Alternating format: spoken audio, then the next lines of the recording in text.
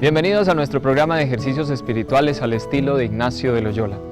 A través de este programa, el segundo que hacemos, vamos a conocer qué son y qué no son los ejercicios espirituales, porque hay muchas maneras de hacer ejercicios. Hay gente que se retira durante mucho tiempo, que pasa, digamos, un fin de semana mirando su vida interior. Pero aquí vamos a conocer el estilo ignaciano, un método que ya ha sido estructurado especialmente para uno retirarse durante un mes. Solo que a través de nuestro programa ustedes van a poder hacerlos sacando media hora de oración durante la semana en la vida corriente. Esa es la invitación que les hacemos. El programa entonces da las herramientas, las pautas, los puntos para la oración, pero ustedes en sus casas deben continuarlo. Los invitamos entonces a que se queden con nosotros, con el Padre Darío Restrepo, y comenzamos con nuestra oración preparatoria, también sugerida por Ignacio de Loyola.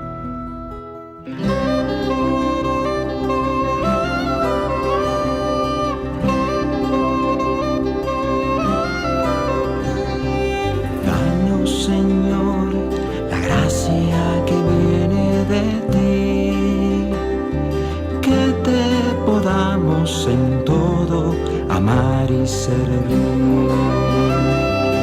Cada intención, cada acción y toda operación es encaminada a alabar y a servir a ti, Dios del amor.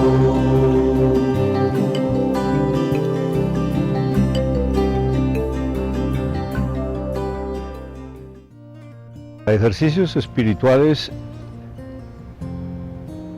al decir de San Ignacio, son una serie de oraciones, de meditaciones, de examen de conciencia, distintos modos de orar, para encontrar y buscar la voluntad de Dios.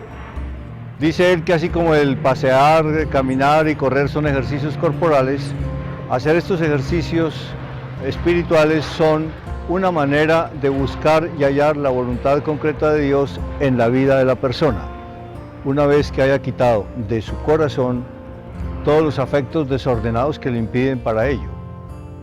Son, como quien dice, una manera específica de buscar en la vida concreta lo que Dios quiere de cada uno. San Ignacio descubrió el discernimiento ignaciano para él. No lo descubrió en la iglesia, porque el discernimiento siempre ha existido en la Biblia, siempre, en todas partes. En todos los libros de la Biblia encontramos de alguna manera el discernimiento espiritual. Y muchos personajes, sobre todo santos y santas, antes de Ignacio, habían practicado y enseñado el discernimiento. El discernimiento ignaciano lo descubrió Ignacio para él mismo, porque no encontró quien se lo enseñara. Y decía que Dios se lo enseñaba a él mismo, como un maestro de escuela le enseña a un niño, así Dios se lo enseñó a él, analizando unos sentimientos profundos, afectivos de su corazón. A ratos él pensaba en una dama de sus pensamientos, que decía que era más que condesa y más que duquesa, era nada menos que la princesa hermana del emperador Carlos V, posiblemente Catalina de Austria. Y tenía otros pensamientos distintos cuando leía la vida de Cristo y la vida de los santos, pero él decía, no sabía cuál era la diferencia entre los dos ni el origen de sus pensamientos. Y una vez iluminado por Dios, vio que de unos pensamientos no solamente estaba contento, alegre, satisfecho mientras pensaba en eso, sino cuando acababan esos pensamientos. En cambio, de los otros pensamientos de Dios, no solamente estaba contento durante, sino que seguía siempre consolado, como él dice, es decir, siempre con alegría, siempre con paz, siempre con aumento de fe, de esperanza y de caridad. Y viendo un día que había una diferencia radical entre las dos, aprendió por propia experiencia personal qué venía de Dios y qué venía del enemigo de Dios, lo que llamamos el demonio, y todas las fuerzas aliadas con el espíritu del mal.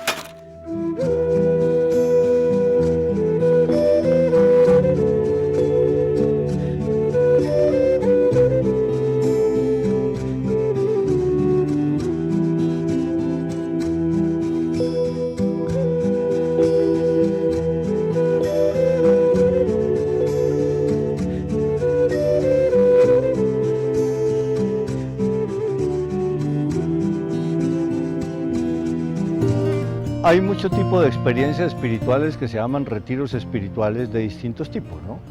Que son meditaciones, por ejemplo, con distintos temas ascéticos, dijéramos, por ejemplo, sobre la virtud de la humildad, sobre la virtud de la caridad, sobre la virtud de la paciencia, pero que no están concatenados, no tienen una dinámica interna que va llevando a una transmisión inteligente de la palabra de Dios y a una disponibilidad total para esa transmisión inteligente de la palabra de Dios con una dinámica propia. Cada meditación tiene un determinado fruto que sacar y cada semana tiene un determinado estado al que se debe llegar, de tal manera que uno está encadenado con el otro, con una dinámica tan propia que precisamente llevan al resultado o al objetivo que se pretende, que es o la elección del estado de vida, si la persona no ha elegido un estado, o sencillamente a reformar fundamentalmente una actitud de vida, de tal manera que se produzca una verdadera conversión, un cambio fundamental de la persona en vistas a lograr ese objetivo de los ejercicios. Otros retiros espirituales son buenos, son santos, ayudan, pero no cambian fundamentalmente actitudes básicas de la persona, ni le ayudan a encontrar tan fácilmente qué estado de vida quiere el Señor para él. Entonces los ejercicios, la novedad de los ejercicios de San Ignacio está en que fueron los primeros ejercicios con elección de estado, con un examen de conciencia en discernimiento espiritual que le permitan a la persona ver si realmente en su vida está ajustado a los criterios del Evangelio por ciertas normas que se dan, que se llaman discreción de espíritus o discernimiento de espíritus. Entonces los ejercicios son muy finalistas y tienen un objetivo muy concreto. Y allá tiene que llegar el ejercitante como fruto de los ejercicios para decir que hizo bien la experiencia.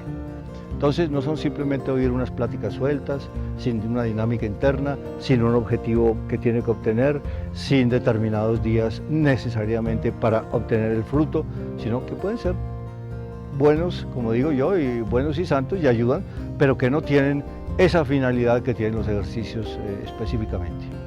Una de las frases más bellas que encontramos en la Biblia son estas palabras en el libro de Oseas. Dios que le dice al alma: yo voy a seducirla, a conducirla al desierto y hablar a su corazón. Y es que desde siempre el hombre ha visto en el desierto el lugar del encuentro con Dios. Desierto interior que, ayudado por uno exterior, provoca la oración, invita a ella. El desierto, que simboliza un espacio en soledad, sea cual sea, tu alcoba, un espacio abierto, pero en silencio, te expone en desnudez total ante el misterio de Dios que envuelve. Es el lugar del despojo del propio yo, pues la aridez que te rodea hace desaparecer de ti todas las cosas que no son imprescindibles en tu vida. También en la vida corriente podemos tener una experiencia de silencio y de desierto. Basta con tomar un tiempo del día para encontrarnos con quien sabemos nos ama. El silencio es fundamental. Así como si yo quiero oír y gustar, saborear plenamente la novena sinfonía de Beethoven, yo no la puedo oír en una plaza de mercado, porque entonces no saco el fruto que tiene y la belleza, el saborear la sinfonía. Así también los ejercicios, yo no los puedo hacer sino en un silencio interior, porque se trata de conocerme internamente, oír las mociones del espíritu, o sea, la voz interior del espíritu que no se comunica pues en medio del ruido, en medio de la distracción, en medio de la comunicación con otras personas. Yo necesito crear todo un entorno que me permita, por así decirlo, escuchar la voz de mi conciencia, donde Dios me habla. La sutileza del Espíritu Santo que me manifiesta por medio de sus mociones, como ya las definí antes, o inclinaciones a algo, para hacer esto o para evitar aquello. Pero esa voz es tan sutil que si yo no le concentro toda mi atención y no hago de mi persona toda una receptividad, yo no logro captarla. Es como dijéramos en el radio, buscar en el dial del radio, en la agujita, el punto perfecto donde yo puedo escuchar una sinfonía sin ninguna interferencia.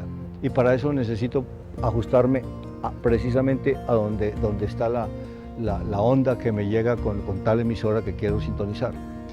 Entonces los ejercicios ignacianos permiten, mediante el silencio, mediante el recogimiento, mediante la oración profunda del ejercitante, que Dios se me manifieste. En otras palabras, que Dios me hable y que lo sienta en las emociones, y con ruidos y con interferencias yo no puedo escuchar la voz del Espíritu. No puedo estar seguro qué me dijo Dios. Necesito poner unos medios para adquirir ciertos fines.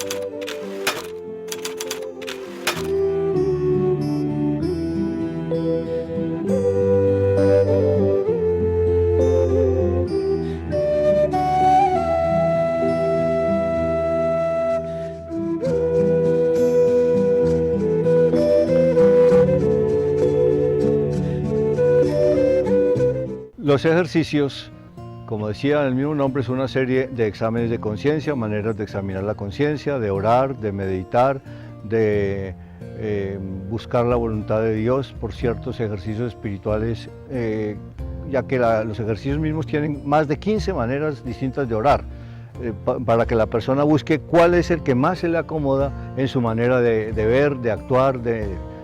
Los ejercicios fundamentalmente están compuestos de 4 etapas fundamentales que San Ignacio llama las 4 semanas, porque la duración aproximada es más o menos una semana.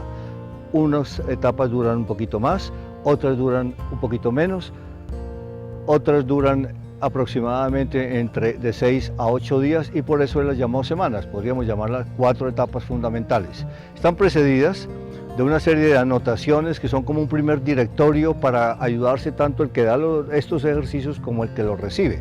Son como normas directivas puestas por San Ignacio para que el ejercitante encuentre mejor cómo orar, cómo discernir, cómo buscar la voluntad de Dios. Luego viene lo que él llama como una especie de prólogo, un principio y fundamento. Es como una especie de credo fundamental del cual Ignacio parte y que no es negociable. Es decir, esto es lo primero, esto es el fundamento y esto se supone en todo lo demás.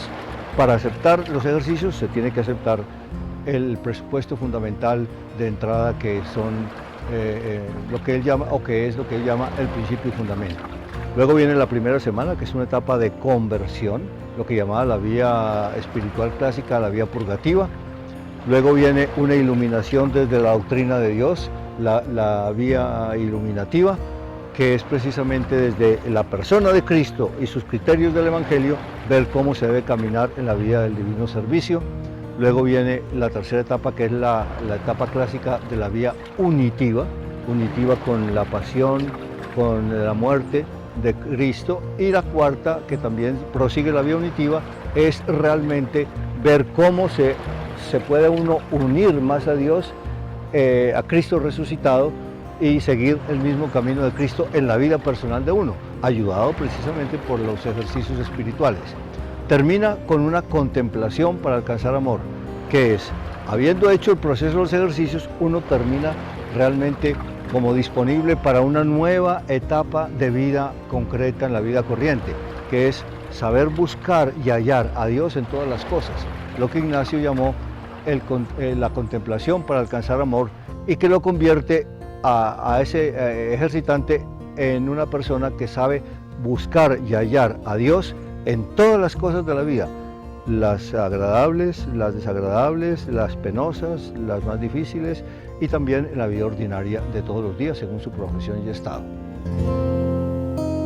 Al momento de hacer tu oración, recuerda buscar un lugar apropiado donde te sientas cómodo. Encuentra paz disponiendo el corazón con un momento de silencio. Respira lentamente, relaja todo tu cuerpo, piensa que encontrarás al Señor. Pide perdón por las ofensas cometidas y perdona las ofensas recibidas. Ahora ponte en la presencia de Dios con la bendición, el Padre Nuestro o una pequeña oración. Busca la postura que más te ayude, andando siempre a buscar lo que quieres. Ignacio acostumbraba a decir: en el nombre de Jesús, pido al Padre el Espíritu Santo para que mis deseos y mi voluntad, mi inteligencia y mi memoria estén ordenadas solo en su servicio y alabanza. Con esta disposición entra en recogimiento.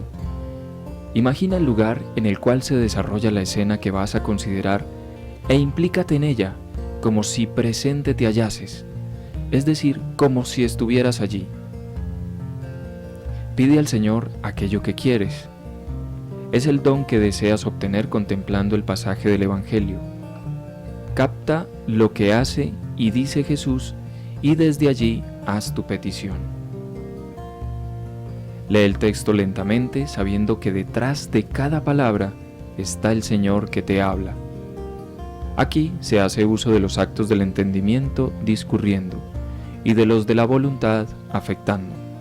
No tengas prisa, no es necesario terminar todo el texto. Lo que importa es sentir y gustar de las cosas internamente. Detente donde encuentres fruto, paz y consolación. Concluye haciendo un coloquio con el Señor como si hablaras con un amigo sobre lo que has meditado y contemplado y termina con un Padre Nuestro o una oración final. Por último, después de haber orado y todavía en clima de oración, reflexiona brevemente cómo te fue, preguntándote qué emociones espirituales sentiste, si tuviste alguna dificultad a qué la atribuyes, si el método te sirvió y qué fruto alcanzaste y a qué te invita. Muy importante y casi necesario para mayor provecho espiritual es hacer un diario espiritual donde escribas luego de cada oración las mociones principales para ver por dónde te lleva el Espíritu y qué te muestra. Así también las recordarás más fácilmente al dialogar con quien es tu acompañante en los ejercicios espirituales. Ignacio hizo sus ejercicios espirituales, que son, dijéramos, el tipo de ejercicios y el modelo de ejercicios de 30 días encerrado en la cueva de Manresa, precisamente en silencio, en soledad, para evitar las interferencias de que acabo de hablar. Sin embargo, Ignacio era muy consciente de que no todas las personas tenían la posibilidad de apartarse de sus ocupaciones ordinarias 30 días completos, no tenían la forma de hacerlo, por su profesión, por su estado de vida de matrimonio, por sus ocupaciones. Entonces Ignacio previó en los ejercicios distintas modalidades para hacer los ejercicios. En la anotación 18, o sea, unas normas que él pone antes de empezar los ejercicios, él dice que se pueden hacer ejercicios leves, o sea, ejercicios cortos, de 2, 3 días, 4 días, donde fundamentalmente se da lo básico del cristianismo, de los sacramentos, y que terminan con una buena confesión. Esas son, dijéramos, como la primera parte o modalidad de los ejercicios ignacianos. Hay una segunda parte o modalidad de los ejercicios ignacianos en la anotación 19, que él dice, se pueden hacer los ejercicios completos, el método completo, sacando 1 hora y media al día, que se llaman los ejercicios de la vida corriente o ejercicios abiertos, en contraposición a los de 30 días que se llaman ejercicios cerrados y aislados. Estos son la hora y media, también en soledad, en silencio, pero el resto del día es haciendo lo que normalmente hace la persona. Se llaman ejercicios en la vida corriente precisamente porque la persona no deja sus actividades ordinarias en su matrimonio, en su profesión, en sus ocupaciones habituales, sino que dedica todos los días hora y media a hacer los ejercicios hasta que los termine. Los 30 días, dijéramos, hechos a través de varios meses. Esos son los ejercicios, dijéramos, que actualmente están muy en boga porque, como decía, hay mucha gente que quiere hacer los ejercicios, pero desafortunadamente no cuenta con 30 días para hacerlos cerrados. Entonces los hace en esta forma y se pueden hacer muy bien hechos y tienen unas ventajas, y es precisamente foguearse en sus resoluciones, en sus determinaciones concretas, con las dificultades de todos los días para saber por dónde puede actuar mejor. Y luego finalmente están los de 30 días cerrados, de los que fundamentalmente he hablado en lo que he dicho anteriormente, que son como el ideal de los ejercicios que dice San Ignacio, que son los que más recomienda él. tanto para ayudarse a sí mismo como con ellos, para ayudar a los otros como un instrumento apostólico. De esos ejercicios, de 30 días se han hecho adaptaciones. Entonces, en 8 días se hace como una síntesis de lo fundamental de los ejercicios. En otros países se hacen en 10 días. Es decir, tratando de resumir lo esencial de los 30 días, meterlos en 8 o 10 días, cerrado, en soledad, en silencio, y eso es habitualmente lo que suelen hacer las religiosas, por ejemplo, los religiosos, los sacerdotes diocesanos, que hacen también 4 o 5 días, son adaptaciones muchas veces de los ejercicios ignacianos de acuerdo con las posibilidades de cada persona. Entonces se trata de tomar, dijéramos, el meollo, el núcleo de los ejercicios ignacianos en los días disponibles de la persona.